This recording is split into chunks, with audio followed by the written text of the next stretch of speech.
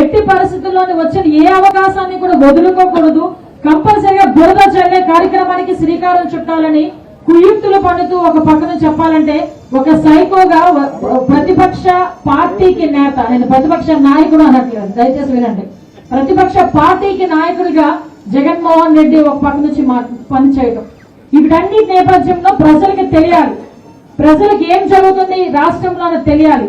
ఏ రకంగా ప్రజల్ని మభ్య పెట్టడానికి, అమాయకమైన ప్రజల్ని మభ్య పెట్టడానికి, అమాయకమైన దళితుల్ని రెచ్చగొట్టడానికి, అమాయకమైన దళితుల్ని రెచ్చగొట్టి వాళ్ళ ద్వారా వాళ్ళు కార్యక్రమాలు చేసుకోవడానికి ఎలా పన్నాగం పడుతున్నారని చెప్పడానికి ఈ రోజు మీ అందరి దగ్గరికి వచ్చాను. ఇన్సిడెంట్ జరిగిన వెంటనే నాకు ఫోన్ వచ్చింది, మేడం ఇక్కడ ధర్నా ప్లాన్ చేస్తున్నారు, దీన్ని స్టేట్ వైడ్ ఇష్యూ చేయడానికి చూస్తున్నారు. నేను ఒకటే మాట చెప్పాను ఎస్పీ గారికి, అమ్మ అందులో ఎవరున్నా ఇన్వాల్వ్ అయ్యారు అన్నా ఇమ్మీడియట్ గా వాళ్ళు మాత్రం మీరు టేక్అవుట్ చేసుకోండి, కంపల్సరిగా మీకు కస్టడీలోకి తీసుకోండి, ఇన్వెస్టిగేషన్ పూర్తి చేయండి, నాకు మీకు 2 గంటలు ఇస్తున్నా, నాకు ఎవరు చేశారన్నది ఇన్ఫర్మేషన్ నాకు కావాలి.